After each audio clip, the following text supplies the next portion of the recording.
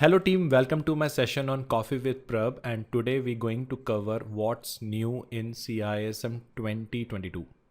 As you know, Isaca CISM is going to revise the syllabus from June 1st, 2022. And with that aspect in mind, I come up with this video which talk about what's new in CISM, exam weightage, what has been added, what is basically removed, and is it good to review the old manual or is it good to review the new manual? If you're new to my YouTube channel, click on the subscribe button and also click on the bell icon to make sure you should not miss any of my future videos. My name is Prabh Nair. For more information, you can refer my LinkedIn profile. Thank you. Okay, as you know, from June 1st, 2022, the Isaca CISM is going to be revised, but does it impact your existing strategy?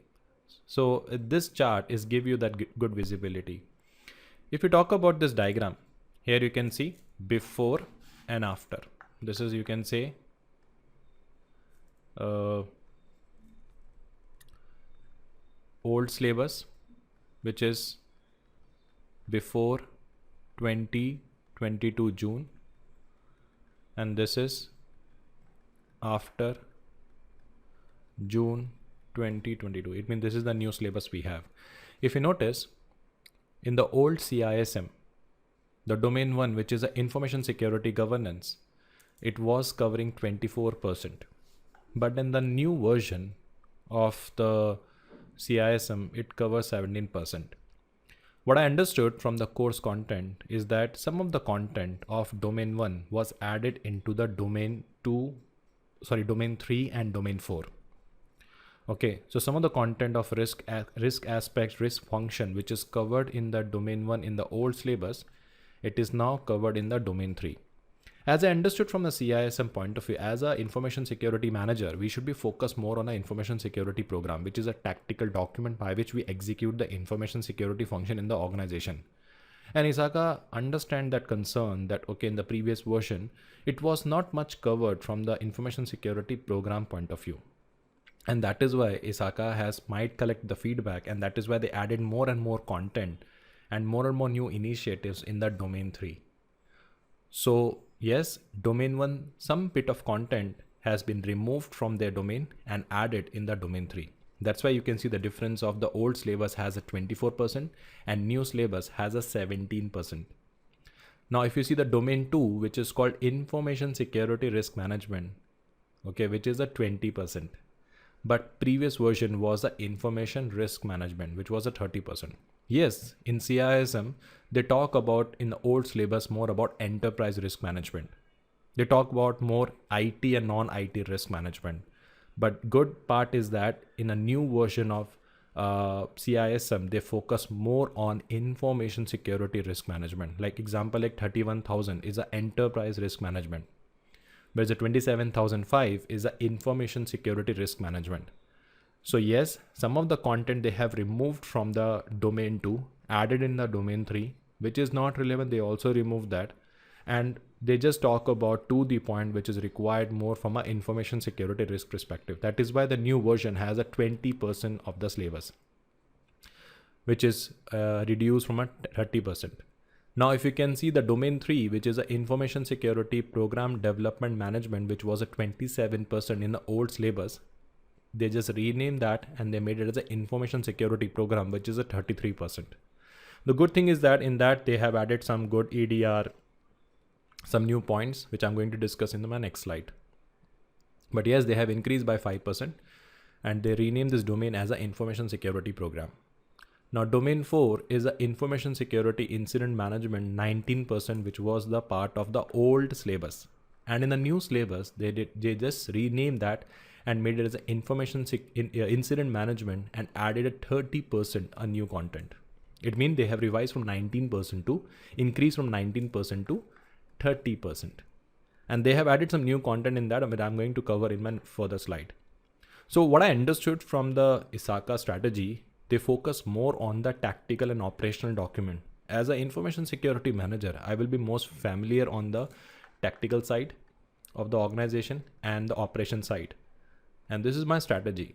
So instead of focusing more on the strategy, now they focus on the core element of information security, which is a tactical document, which is called as an information security program plus information incident management system. Because by the incident management system, we can able to validate the information security program. And that is a core role of an information security manager. And that is the best thing which Isaca did here. And it is justifying their JDs and all that now. So now move to the next slide where we're going to cover about each and every domain in detail. But one thing is that if you're good in information security program or incident management, then it is easy for you to clear this exam. But if you don't have a core GRC experience, then it will be a challenging for you to go for the new version with an easy walk. This is my suggestion. Second thing, in the previous version, we focused more on domain 1 and domain 2 with that probabilities and possibilities, they could able to clear the exam. And in domain 4 in the old syllabus, they talk about a lot of technical, and those who are not from a technical, they're able to pass this exam because they do more time efforts in the domain 1, domain 2, domain 3. But this time in the new version of CISM, they have to spend good time on the domain 4 and domain 3. And the domain 4 this time, they made it a little bit technical, which I'm going to cover in the next slide. Thank you. So now we have a domain 1, which is called as a information security governance. 17% is testable from the domain 1. So this time what they did, they divide the domain 1 into two parts. Part 1 enterprise governance and part 2 information security strategy. They actually started this kind of initiatives from the CISA syllabus. Okay, because first revision they introduced in Isaca was CISA. And in the CISA, they start splitting. Instead of talking about task and knowledge statement in the Isaca, now they focus more on the task only. And they have split the domain into part 1 and part 2. And we can see that presence in the CISM syllabus and C-risk syllabus. So here also, they have split the domain 1 into two parts, enterprise governance and information security strategy. Okay, because governance is a driving factor for any organization. You can see, because first thing comes in the industry is governance. By that we drive the risk management, and then we build the information security program, and then we have an incident management. So that is why they talk about first part is governance required, and then we build the strategy. So what's new has been added in the domain 1. The good thing is that they have added a cyber security framework. They introduced a new aspect which is called as a legal, regulatory, contractual requirement. It was there in the old syllabus, but it was not well defined. Okay, so when you're dealing with a third party, cloud and all that, it is very important for you to have a strong contract. And good thing is that Isaca has focused on that content.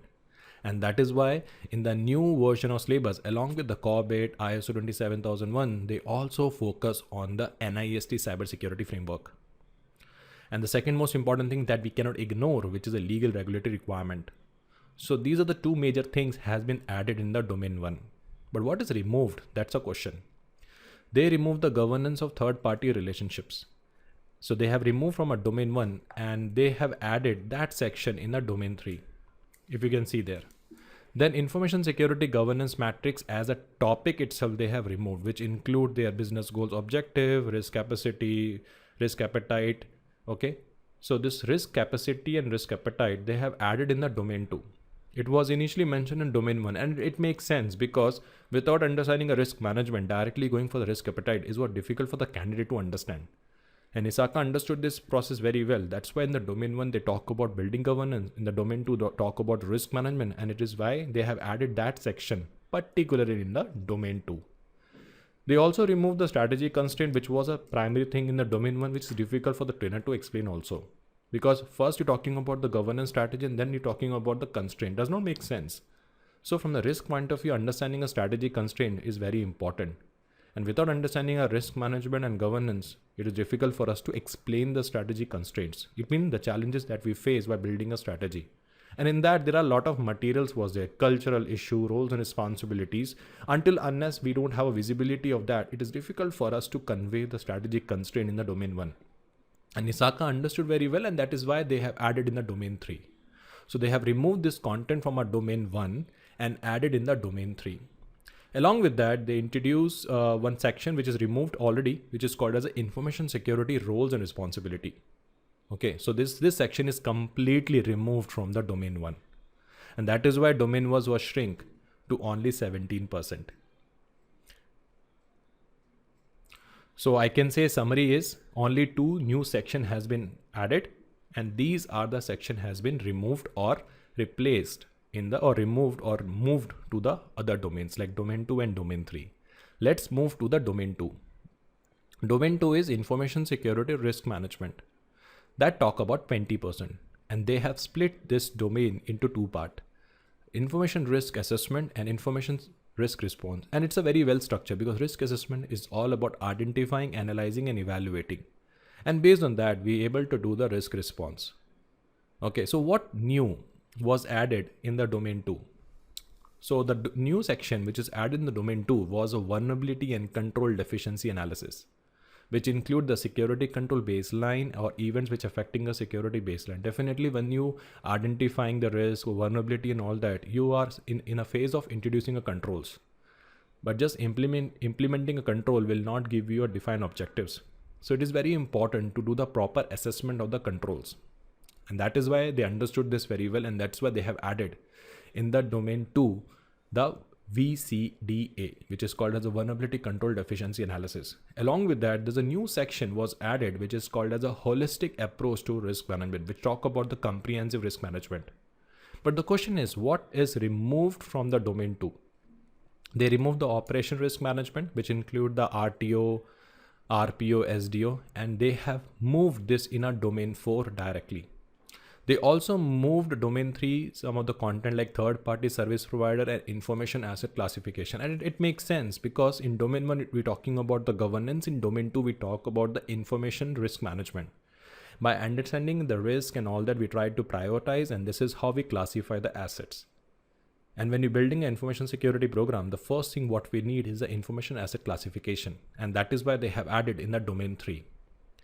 So that is why third-party service provider and information asset classification, they have removed from a domain 2 and added in the domain 3. Let's move to the next part. The next thing is basically called as a domain 3. Domain 3 is called as an information security program. This will be your bread and butter. If you really want to pass this exam, you need to have a very good understanding of domain 3 and domain 4. Because in the previous syllabus, with the help of domain 1, domain 2, you have a governance experience, you can able to save domain 3 and domain 4 easily. But now, until unless you do not have an understanding of domain 3 and domain 4, it is difficult for you to clear this exam. I want to be very upfront, but it's a true. So in domain 3, we talk about the information security program development, and we talk about the information security program management. So 2 sections are there: information security program development, because based on the program only we develop the program. So what is included in the domain 3? That's a question. So they introduce a new topic which is called DevOps and DevSecOps, and definitely demand industry. It is a requirement of the industry. So as a CISM, you must be familiar with the DevOps and DevSecOps. Don't worry, you don't need to know in detail, but you need to know the pros and cons of this architecture or development framework. Along with that, they introduce a new section in domain 3, which is called applying the framework and architecture, clarity about the layering, business focus beyond the technical domain, and architecture control objectives. So what we understood, the domain 3, they talk about the architecture also, which was very missing in the previous version of Isaca. They talk about little bit about SAPSA, they talk about TOGAF, and they also talk about the controls which is associated with their architecture. They introduced this as a separate module, which is called as a security awareness training. It was not a separate module in the previous version. So it means they understood that one of the biggest threat for the organization is an internal threat, and that can be addressed through the awareness training. And with that aspect in the mind, they understood and they kept this as a separate module. And along with that, they also introduced the effective metrics for that, by which they can able to measure the training effectiveness. They also removed the common information security program constraint. So they have removed that from a domain 1 and they added in the domain 3.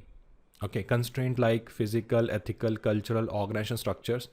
Then the information asset identification classification, which was there in the domain 2, it is added in a domain 3. So this is how they have revised the percentage. Now in domain 3, some other areas like information security policy, procedure, guideline, which was there in the domain 1, and now it is moved to domain 3. Information security program matrix, which was there in a domain 1, it is introduced in a domain 3. Then layered defense is a new topic we have, which was missing.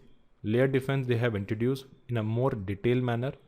Then information security control implementation integration, it's a new section they have added. It's a new section which is called as a information security control implementation integration, which is a continuous assessment. And last but not the least, information security program communication reporting structure is also the new point they have added in the domain 3, which include the compliance requirement, security operation requirement, technical security functions, and everything.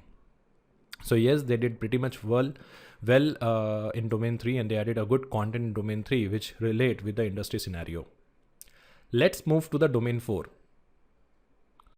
So we have a domain 4 which is called as a incident management. There is a 30% of the content testable from the domain 4, and they have divided this domain 4 into two parts. Incident management readiness, which all talk about how the plan is working effectively and the exercise, and the part B is incident management operations. So in the domain 4, they introduce one concept as a incident response concept. They talk about the basics of that. Then they talk about the incident management and incident response plan as a new module, which is actually merged the modules from the old syllabus. Like, they have just correlate all the multiple modules and they made it as a one module, which is called as a incident management and incident response plan, which include your incident management resources, objectives, metrics and indicators, procedures, current state of incident response capability, develop the incident response plan. All these are the separate modules was there in the domain 4. They just merged these content and they made it as a one module, which is called as a incident management and incident response plan. Business continuity as a heading they have introduced in the domain 4. It was not there. They just talk about recovery strategy and all that. That's a good thing. In domain 4 they give the new heading, which is basically called as a BCP, business continuity plan. And the best thing about in the BCP, they have added the BIA, MTD, RPO, which was there in the old syllabus in the domain 3 and domain 2. They just collect those information, and they added everything in the BCP as a heading.